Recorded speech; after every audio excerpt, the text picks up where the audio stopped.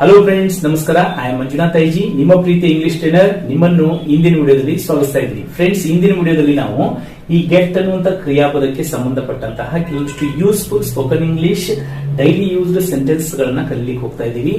Get ಅನ್ನುವಂತಹ ಕ್ರಿಯಾಪದವನ್ನ ನಾವು ಹಲವಾರು ಬೇರೆ ಬೇರೆ ರೀತಿಯಲ್ಲಿ ಉಪಯೋಗಿಸ್ತಾ ಇರ್ತೀವಿ. ಇದನ್ನ ಡಿಫ್ರೆಂಟ್ ಆಗಿ ಯಾವ ರೀತಿಯಾಗಿ ನಾವು ಮಾತನಾಡುವಾಗ ಯೂಸ್ ಮಾಡಬಹುದು ಅಂತ ಅನ್ನೋದನ್ನ ಹಲವಾರು ವಿಭಿನ್ನ ವಾಕ್ಯಗಳ ಮೂಲಕ ಇವತ್ತು ನಾನು ನಿಮಗೆ ವಿಷಯಗಳನ್ನ ಕಲಿಸ್ಲಿಕ್ಕೆ ಹೋಗ್ತಾ ಇದ್ದೀನಿ. ವೆಲ್ ಫ್ರೆಂಡ್ಸ್, ಹಾಗಾದ್ರೆ ವೆರಿ ಇಂಟ್ರೆಸ್ಟಿಂಗ್ ಆಗಿರುವಂತಹ ಇಂದಿನ ವಿಷಯವನ್ನು ನಾವು ಕಲಿಯೋಕ್ಕಿಂತ ಮುಂಚೆ ಇನ್ ಕೇಸ್ ನೀವೇನಾದ್ರೂ ನನ್ನ ಯೂಟ್ಯೂಬ್ ಚಾನಲ್ಗೆ ಹೊಸಬರಾಗಿದ್ರೆ ನಾನು ನಿಮಗೆ ರಿಕಮೆಂಡ್ ಮಾಡ್ತೀನಿ, ಕನ್ನಡದ ಮೂಲಕ ಸುಲಭವಾಗಿ ಇಂಗ್ಲಿಷ್ ನ ಕಲಿಯಲು ಈ ಒಂದು ಚಾನಲ್ ಅನ್ನ ಈ ಕೂಡಲೇ ಸಬ್ಸ್ಕ್ರೈಬ್ ಮಾಡಿಕೊಳ್ಳಿ ಮತ್ತು ಪಕ್ಕದಲ್ಲಿರುವಂತಹ ಬೆಲ್ ನೋಟಿಫಿಕೇಶನ್ ಆನ್ ಮಾಡಿಕೊಳ್ಳಿ ಮತ್ತು ಈ ವಿಡಿಯೋಗೆ ಈ ಕೂಡಲೇ ಒಂದು ಲೈಕ್ ಕೊಡಿ. Well friends, so then let's begin today's lesson. Well friends, ಈಗ ನೋಡಿ, ಗೆಟ್ ಅಂತಂದ್ರೆ ಇದರದ್ದು ಆಕ್ಚುಲಿ ಅರ್ಥ ಬಂದ್ಬಿಟ್ಟು ಪಡೆ ಅಥವಾ ಹೊಂದುವುದು ಅಂತಂದ್ರೆ ಅರ್ಥ. ಈಗ ನಾವೇನಾದ್ರೂ ಪಡಿತೀವಿ ಅಥವಾ ಹೊಂದ್ತೀವಿ ಅಂತಂದು ಹೇಳ್ತಾ ಇರ್ತೀವಿ ನೋಡಿ, ಆ ಸಂದರ್ಭದಲ್ಲಿ ಈ ಒಂದು ಕ್ರಿಯಾಪದವನ್ನು ನಾವು ಯೂಶುವಲ್ ಆಗಿ ಬಳಸ್ತಾ ಇರ್ತೀವಿ. ಇದರ V2 ಅಂದ್ರೆ ಫಾಸ್ಟ್ ಟೆನ್ಸ್ ಫಾರ್ಮ್ ಬಂದ್ಬಿಟ್ಟು ಗಾಟ್ ಇರುತ್ತೆ ಮತ್ತು ಫಾಸ್ಟ್ ಪಾರ್ಟಿಸಿಪಲ್ ಫಾರ್ಮು ಸಹ ಗಾಟ್ ಅಂತಂದೇ ಇರುತ್ತೆ. ಓಕೆ, ಈಗ ಸೆಂಟೆನ್ಸ್ ಗಳು ನೋಡಿ. ಇಲ್ಲಿ ನಾನು ಹೆಚ್ಚು ಹಣವನ್ನು ಪಡೆಯಲು ಬಯಸುತ್ತೇನೆ ಅಂದ್ರೆ, ಈಗ ನೀವೇನೋ ಒಂದು ವರ್ಕ್ ಮಾಡ್ತಾ ಇರ್ತೀರಿ, ಇಲ್ಲ ನನಗೆ ಇನ್ನೊಂದು ಸ್ವಲ್ಪ ಹೆಚ್ಚಿಗೆ ಹಣ ಸಿಕ್ಕರೆ ನಾನು ಮಾಡ್ತೀನಿ ಈ ರೀತಿ ಅಂತ ಇರ್ತೀರಲ್ಲ, ಅದನ್ನ ನೀವು ಹೇಳಿಕ್ಕೆ ಇಲ್ಲಿ ಗೆಟ್ ಅನ್ನ ಬಳಸಬಹುದು. ಈಗ ಯಾವ ರೀತಿಯಾಗಿ I would like to get more money. Okay, I would like to get more money. ಈಗ ಅದೇ ರೀತಿ ನಾನು ಹೆಚ್ಚಿನ ಮಾರ್ಕ್ಸ್ ಗಳನ್ನ ಪಡಿಲಿಕ್ಕೆ ಬಯಸ್ತೀನಿ. I would like to get more marks. Okay, ನಾನು ಹೆಚ್ಚಿನ ಒಂದು ರೆಸ್ಪೆಕ್ಟ್ ಅನ್ನ ಪಡೆಯಲು ಬಯಸುತ್ತೇನೆ ಜನರಿಂದ. I would like to get more respect from people. So ಈ ರೀತಿಯಾಗಿ ನೀವು ಗೆಟ್ ಅನ್ನ ಯೂಸ್ ಮಾಡಬಹುದು. ನೆಕ್ಸ್ಟ್, ಈಗ ಸೆಕೆಂಡ್ ಸೆಂಟೆನ್ಸ್ ನೋಡಿ. ನಿನಗೆ ಈ ಕೆಲಸ ಯಾವಾಗ ಸಿಕ್ಕಿತು? ಈಗ ನಿಮ್ಮ ಫ್ರೆಂಡ್ಗೆ ಏನೋ ಒಂದು ಜಾಬ್ ಸಿಕ್ಕಿದ್ರೆ ನೀವು ಕೇಳ್ತಿರ್ತೀರಿ, ಯಾವಾಗ ಸಿಕ್ತಪ್ಪ ಈ ಕೆಲಸ ನಿಮಗೆ ಅಂತಂದು. ಅದನ್ನ ಕೇಳಲಿಕ್ಕೆ when did you get this job? Okay, ಹೀಗೆ when did you get this job.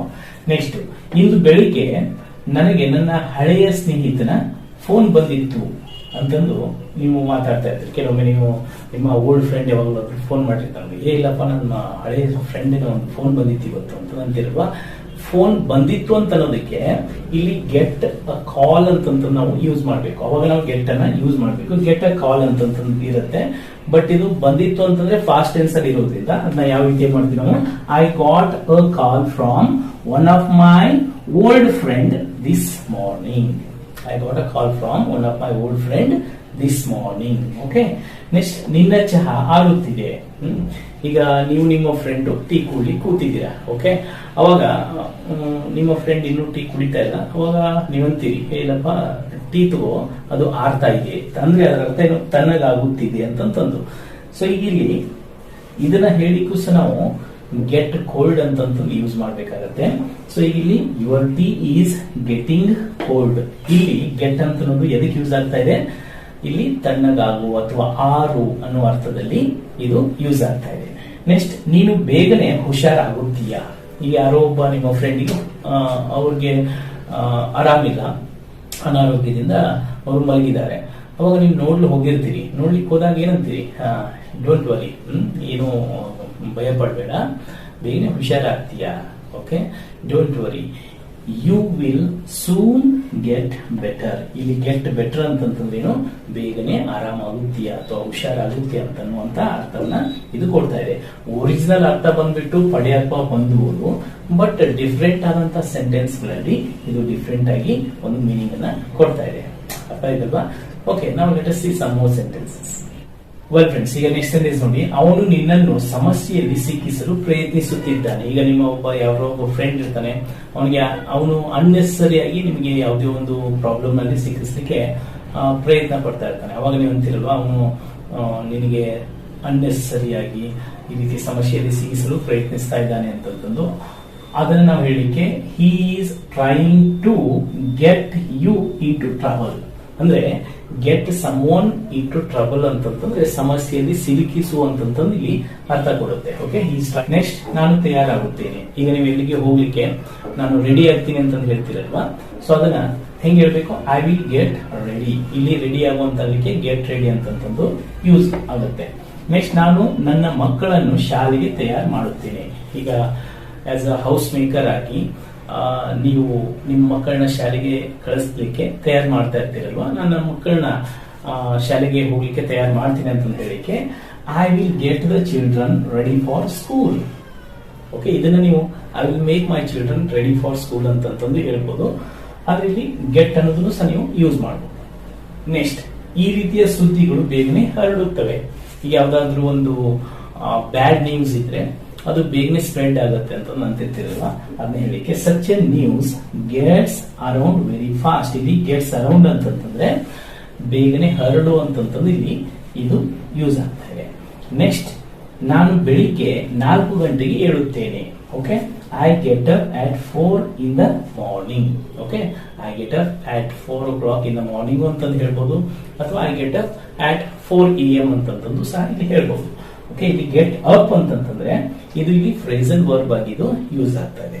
Okay, ಈಗ ನೆಕ್ಸ್ಟ್ ನೋಡಿ, ನನಗೆ ಅನಿಸಿದ ಹಾಗೆ ನಾವು ಈಗ ಟ್ಯಾಕ್ಸಿ ಪಡೆಯುವುದು ಉತ್ತಮ. ಓಕೆ, ಈಗ ನೀವು ಎಲ್ಲಿಗೂ ಹೋಗಿರ್ತೀರಿ, ನೀವು ಬಸ್ಸಿಗೆ ಕಾಯ್ತಾ ಇರ್ತೀರಿ, ಬಸ್ ಬರ್ತಾನೆ ಇಲ್ಲ, ಅವಾಗ ನೀವೇಂತೀರಿ ನನಗೆ ಅನಿಸಿದ ಹಾಗೆ ಲೇಟ್ ಆಗುತ್ತೆ, ಯಾಕೋ ಟ್ಯಾಕ್ಸಿ ಪಡೆಯುವುದು ಉತ್ತಮ ಆಗುತ್ತೆ ಅಂತ ಅಂತೀರಿ. ಅದನ್ನ ಇಂಗ್ಲಿಷ್ ನಲ್ಲಿ ಹೇಳಲಿಕ್ಕೆ I think we should get a taxi now, otherwise we are going to get late. Okay, ಈಗ ಇಲ್ಲಿ ನೋಡಿ, we are going to get late, ನಾವು ಲೇಟ್ ಆಗ್ತೀವಿ ಅಂತ ಅನ್ಲಿಕ್ಕೂ ಸಹ ಗೆಟ್ ಲೇಟ್ ಅಂತ ಅನ್ನೋದು ಯೂಸ್ ಆಗ್ತಾ ಇದೆ. ಓಕೆ, ನೆಕ್ಸ್ಟ್, ಇಲ್ಲಿ ನನಗೆ ನೀನು ಏನು ಹೇಳಿದ್ಯೋ ಅದು ಅರ್ಥ ಆಗಲಿಲ್ಲ. ಈಗ ಯಾರ್ದ ಜೊತೆಗೆ ಮಾತನಾಡ್ತಾ ಇದ್ದೀರಿ, ಅವರು ಫೋನಲ್ಲಿ ಏನೋ ಹೇಳ್ತಾರೆ, ನಿಮ್ಗೆ ಅರ್ಥ ಆಗಲ್ಲ, ಅವಾಗ ಏನಂತೀರಿ I didn't get what you said. ಇಲ್ಲಿ ಡು ನಾಟ್ ಗೆಟ್ ಅಂತಂದ್ರೆ ಇದರ ಅರ್ಥ ಬಂದ್ಬಿಟ್ಟು ಯಾರಾದ್ರೂ ಏನಾದ್ರು ಹೇಳ್ತಾ ಇರ್ಬೇಕಾದ್ರೆ ಅರ್ಥ ಆಗದೇ ಇರುವುದು ಅಂತಂದ್ರೆ ಅರ್ಥ. ಇಲ್ಲಿ ಅರ್ಥ ಆಗಲಿಲ್ಲ ಅಂತಂದ್ರೆ ಫಾಸ್ಟ್ ಟೆನ್ಸ್ ಅಲ್ಲಿ ಇರೋದ್ರಿಂದ I didn't get what you said ಅಂತಂದ್ರೆ ಇಲ್ಲಿ ಇದು ಯೂಸ್ ಆಗ್ತಾ ಇದೆ. ನೆಕ್ಸ್ಟ್, ನನ್ನನ್ನು ತಪ್ಪು ತಿಳಿದುಕೊಳ್ಳಬೇಡ. ಈಗ ನಿಮ್ಮ ಫ್ರೆಂಡ್ಸ್ ಅಥವಾ ಏನೋ ಯಾರೋ ಮಿಸ್ಅಂಡರ್ಸ್ಟ್ಯಾಂಡಿಂಗ್ ಮಾಡ್ಕೊಂಡಾಗ ನೀವು ಅಂತಿಲ್ವಾ, ನನಗೆ ನನ್ನ ಬಗ್ಗೆ ತಪ್ಪು ತಿಳ್ಕೋಬೇಡಿ ಅಂತ ಅಂತಿರಲ್ವಾ, ಅದನ್ನ ಹೇಳಿಕೆ don't get me wrong. Okay, get someone wrong ಅಂತಂತಂದ್ರೆ ಇಲ್ಲಿ ಇದರ ಅರ್ಥ ಏನು, ತಪ್ಪು ತಿಳಿದುಕೊಳ್ಬೇಡ ಅಂತಂತಂದು ಇಲ್ಲಿ ಅರ್ಥ ಕೊಡುತ್ತೆ. ನೆಕ್ಸ್ಟ್, ನಾನು ಬೇಗನೆ ವಾಪಸ್ ಬರುತ್ತೇನೆ ಅಂತಂದಲಿಕ್ಕೆ I will get back very soon. ಇಲ್ಲಿ ಗೆಟ್ ಬ್ಯಾಕ್ ಅಂತಂದ್ರೆ ವಾಪಸ್ ಬರೋದಕ್ಕೆ ಗೆಟ್ ಬ್ಯಾಕ್ ಅಂತಂದು ಇಲ್ಲಿ ಅಂತಾರೆ. ಕಮ್ ಬ್ಯಾಕ್ ಅಂತಂದು ಯೂಸ್ ಮಾಡ್ಬೋದು, ಬಟ್ ಗೆಟ್ ಬ್ಯಾಕ್ ಅಂತಂದು ಸಹ ಯೂಸ್ ಆಗ್ತಾ ಇರುತ್ತೆ. ನೆಕ್ಸ್ಟ್, ನನಗೆ ಬಹಳ ಕೆಟ್ಟ ನೀರಡಿಕೆ ಆಗಿದೆ. ಇವಾಗ ನಿಮ್ಗೆ ತುಂಬಾ ನೀರಡಿಕೆ ಆಗಿರುತ್ತೆ, ಅವಂತಿಲ್ವಾ ನನಗೆ ಬಹಳ ಕೆಟ್ಟ ನೀರಡಿಕೆ ಆಗಿದೆ, ನನಗೆ ನೀರೀಗ ಡೆಸ್ಪರೇಟ್ ಆಗಿ ಬೇಕೇ ಬೇಕು ಅಂತಿರ್ತಿರಲ್ವಾ, ಸೊ ಅದನ್ನ ಹೇಳಿಕೆ I have got a terrible thirst. ಇಲ್ಲಿ ಟೆರಿಬಲ್ ಥರ್ಸ್ಟ್ ಅಂತಂದ್ರೆ ಕೆಟ್ಟ ನೀರಡಿಕೆ, ಬಹಳ ನೀರಡಿಕೆ. ಓಕೆ, ಅಥವಾ ನನಗೆ ತುಂಬಾ ಹಸಿವಾಗಿದೆ, I have got a terrible hungry. Okay, so ಈ ರೀತಿಯಾಗಿ ನೀವು ಈ ಗೆಟ್ ಅನ್ನೋದನ್ನ ಯೂಸ್ ಮಾಡಬಹುದು. ನೋಡಿ, ಇಲ್ಲಿ ನಾನು ಕೇವಲ ನಿಮ್ಗೆ ಒಂದೊಂದು ಎಕ್ಸಾಂಪಲ್ಸ್ ಗಳನ್ನ ಇಲ್ಲಿ ಕೊಡ್ತಾ ಇದ್ದೀನಿ. ಅದೇ ರೀತಿ ನೀವು ಬೇರೆ ಬೇರೆ ಬೇರೆ ಎಕ್ಸಾಂಪಲ್ಸ್ ಗಳನ್ನ ಕ್ರಿಯೇಟ್ ಮಾಡಿಕೊಂಡು ಸೆಂಟೆನ್ಸ್ ಗಳನ್ನಾಗಿ ಮಾಡಿ ಮಾತನಾಡೋದನ್ನ ಕಲ್ತ್ಕೋಬೇಕು.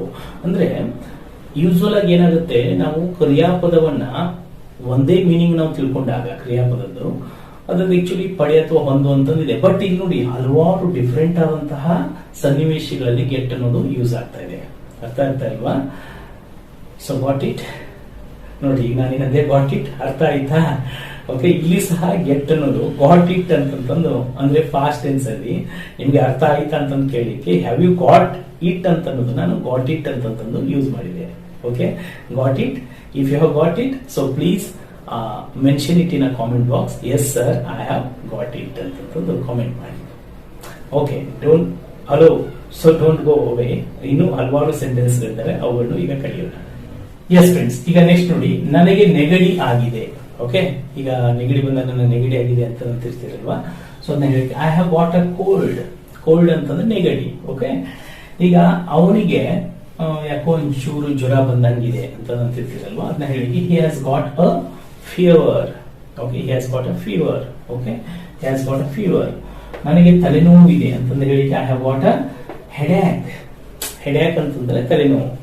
ನೆಕ್ಸ್ಟ್, ಅವನಿಗೆ ಸುಂದರವಾದ ಮನೆ ಇದೆ ಅಂತಂದು ಹೇಳಿಕೆ ಹಿ has got a beautiful home. ಇಲ್ಲಿ ಅ ಬ್ಯೂಟಿಫುಲ್ ಹೋಮ್, ಅವನಿಗೆ ಸುಂದರವಾದ ಮನೆ ಇದೆ. ಓಕೆ, ನಿನ್ನ ಹತ್ತಿರ ಕಾರು ಇದೆಯಾ ಅಂತಂದು ಹೇಳಿಕೆ have you got a car. ಈಗ ಇಲ್ಲಿ ಮನೆ ಇದೆ ಅಂತಂದು ಹೇಳಿಕೆ ನೀವು ಹಿ ಹ್ಯಾಸ್ ಅಂತಂತಂದ್ರು ಅದು ಮೀನಿಂಗ್ ಕೊಡುತ್ತೆ. He has a beautiful home ಅಂತಂದ್ರು ಮೀನಿಂಗ್ ಕೊಡುತ್ತೆ. ಬಟ್ ಇಲ್ಲಿ ಗೆಟ್ ಅನ್ನೋದನ್ನು ಸಹ ನೀವು ಅಲ್ಲಿ ಯೂಸ್ ಮಾಡಬಹುದು. ಗೆಟ್ ಅನ್ನೋದನ್ನ ಯೂಸ್ ಮಾಡಿದಾಗ ಗಾಟ್ ಅಂತಂದು ಯೂಸ್ ಆಗುತ್ತೆ. ಯಾಕಂದ್ರೆ ಹ್ಯಾಸ್ ಬಂದಿರುತ್ತಲ್ವಾ. He has got a beautiful home, he has got a beautiful wife, he has got good job. ಈ ರೀತಿ ಯೂಸ್ ಮಾಡಬಹುದು. ಓಕೆ, ನಿನ್ನ ಹತ್ರ ಕಾರ್ ಇದೆಯಾ, have you got a car. ನಿನ್ನ ಹತ್ರ ಮನೆ ಇದೆಯಾ, have you got a home. ನಿನಗೆ ಮಕ್ಕಳಿದಾರ, ಹ್ಯಾವ್ ಯು ಗಾಟ್ ಚಿಲ್ಡ್ರನ್. ಈ ರೀತಿಯಾಗಿ ನೀವು ಗೆಟ್ ಅನ್ನೋದನ್ನ ಇಲ್ಲಿ ಯೂಸ್ ಮಾಡಬಹುದು. ವೆಲ್ ಫ್ರೆಂಡ್ಸ್, ಈಗ ನೆಕ್ಸ್ಟ್ ಸೆಂಟೆನ್ಸ್ ನೋಡಿ. ನಾನು ನನ್ನ ಕಾರ್ ರಿಪೇರಿ ಮಾಡಿಸಿಕೊಂಡೆ. ಅಂದ್ರೆ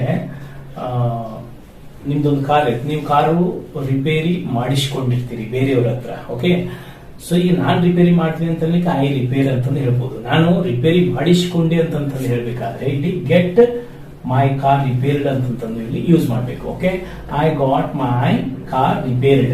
ಓಕೆ, ಸೊ ನನ್ನ ಕಾರ್ನ ರಿಪೇರಿ ಮಾಡಿಸಿಕೊಂಡೆ. ಈಗ ನನ್ನ ವಾಚ್ ಕೆಟ್ಟಿತ್ತು, ನನ್ನ ವಾಚ್ ಅನ್ನ ರಿಪೇರಿ ಮಾಡಿಸಿಕೊಂಡೆ. I got my watch repaired. ನಾನು ಟಿವಿ ರಿಪೇರಿ ಮಾಡಿಸಿಕೊಂಡೆ. I got my TV repaired. ಈ ರೀತಿಯಾಗಿ ನೀವು ಸೆಂಟೆನ್ಸ್ ಗಳನ್ನ ಬಳಸಬಹುದು. ನೆಕ್ಸ್ಟ್ ನೋಡಿ, ನಾವು ಪ್ರತಿ ವರ್ಷ ನಮ್ಮ ಮನೆಗೆ ಬಣ್ಣ ಹಚ್ಚಿಸುತ್ತೇವೆ. ಈಗ ನಾವು ಬಣ್ಣ ಹಚ್ಚುತ್ತೇವೆ ಅಂತಂತನ್ಲಿಕ್ಕೆ ವಿ ಪೇಂಟ್ ಅಂತಂದು ಯೂಸ್ ಮಾಡಬಹುದು. ಬಟ್ ಬಣ್ಣ ಹಚ್ಚಿಸುತ್ತೇವೆ ಅಂತಂತ ಇನ್ನೊಬ್ಬರಿಂದ ಹಚ್ಚಿಸ್ತೀವಿ ನಾವು, ಅಲ್ವಾ? ಅವಾಗ ನೀವು ಇಲ್ಲಿ ಗೆಟ್ ಪೇಂಟೆಡ್ ಅಂತಂತಂದು ಇಲ್ಲಿ ಯೂಸ್ ಮಾಡಬೇಕಾಗತ್ತೆ. Okay, so we get our house painted every year. ಅಂದ್ರೆ ಪ್ರತಿ ವರ್ಷ ನಾವು ಬಣ್ಣ ಹಚ್ಚಿಸ್ತೀವಿ. ನೆಕ್ಸ್ಟ್, ನಾನು ನಿನ್ನೆ ಕಟಿಂಗ್ ಮಾಡಿಸಿಕೊಂಡೆ. ಅಂದ್ರೆ ಕೂದಲ ಕಟ್ ಮಾಡಿಸಿಕೊಂಡೆ. ಓಕೆ, ಕಟಿಂಗ್ ಅಂಗಡಿಯಲ್ಲಿ. ಸೊ ಅದನ್ನ ಹೇಳಲಿಕ್ಕೆ I got my hair cut yesterday. Okay, ಇಲ್ಲಿ ಗೆಟ್ ಹೇರ್ ಕಟ್ ಅಂತಂದ್ರೆ ಏನು, ಕೂದಲು ಕಟಿಂಗ್ ಮಾಡಿಸಿಕೊಳ್ಳು ಅಂತ ಅರ್ಥ ಕೊಡುತ್ತೆ. ಹಾಗಾದ್ರೆ ನೀನ್ ಯಾವಾಗ ಕಟಿಂಗ್ ಮಾಡಿಸಿಕೊಳ್ತೀಯಾ? When will you get your hair cut? When will you get your hair cut? Okay, ನಿಮಗೆ ಇದು ಹೇಗೆ ತಿಳಿಯಿತು? ಯಾವುದೋ ಒಂದು ನ್ಯೂಸ್ ನಿಮ್ ಫ್ರೆಂಡ್ಸಿಗೆ ಗೊತ್ತಾಗಿದೆ, ಅವಾಗ ನೀವು ಅಂತೀರಿ ನಿಮಗೆ ಹೆಂಗ್ ಗೊತ್ತಾಯ್ತು ಅಂತಂದ್ರೆ how did you get to know? How did you get to know? Okay, so ಈ ರೀತಿಯಾಗಿ ಗೆಟ್ ಅನ್ನುವಂತಹ ಕ್ರಿಯಾಪದ ನೋಡಿ, ಒಂದೇ ಕ್ರಿಯಾಪದ ಡಿಫರೆಂಟ್ ಆದಂತಹ ಸಂದರ್ಭದಲ್ಲಿ ಯಾವ ರೀತಿಯಾಗಿ ಇಲ್ಲಿ ಬೇರೆ ಬೇರೆ ವಾಕ್ಯಗಳಾಗಿದ್ದು ಯೂಸ್ ಆಗ್ತಾ ಇದೆ ಅಲ್ವಾ? ಸೊ ಈಗ ನೀವು ಈ ಸೆಂಟೆನ್ಸ್ ಗಳನ್ನ ಏನ್ ತಿಳ್ಕೊಂಡ್ರಿ, ಇದೇ ರೀತಿ ನೀವು ಸಹ ಅದನ್ನ ಕಂಟಿನ್ಯೂಸ್ ಆಗಿ ಪ್ರಾಕ್ಟೀಸ್ ಮಾಡಿ ಇವುಗಳನ್ನ ಬರೆದುಕೊಂಡು ಆಯಾ ಸನ್ನಿವೇಶ ಮತ್ತು ಸಂದರ್ಭ ಬಂದಾಗ ಈ ಸೆಂಟೆನ್ಸ್ ಗಳನ್ನ ನಿಮ್ಮ ಸಂಭಾಷಣೆಯಲ್ಲಿ ಯೂಸ್ ಮಾಡ್ಕೊಳ್ಳಿ.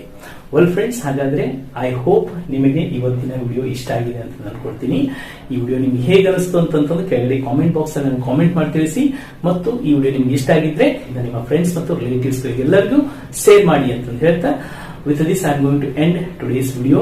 ತಾವೆಲ್ಲರೂ ಪ್ರೀತಿಪೂರ್ವಕವಾಗಿ ಇಲ್ಲಿ ತನಕ ಈ ಒಂದು ವಿಡಿಯೋನ ವಾಚ್ ಮಾಡಿದ್ದಕ್ಕೆ, ನನ್ನ ಚಾನಲ್ ಸಬ್ಸ್ಕ್ರೈಬ್ ಮಾಡಿಕೊಂಡು ನನ್ನ ವಿಡಿಯೋಸ್ ಮೆಚ್ಚಿ ನೋಡ್ತಾ ಇರೋದಕ್ಕೆ ತಮಗೆಲ್ಲರಿಗೂ ಧನ್ಯವಾದಗಳು. Let's meet you in the next video lesson. Until then, bye, see you. God bless you all.